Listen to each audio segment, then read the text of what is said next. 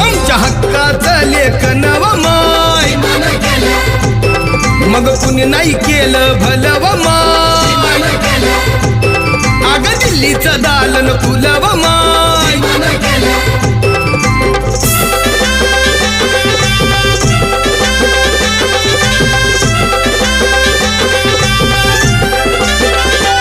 तुमच्या पोरानं शाळेत शिकावं आशाला जारीला मुकावं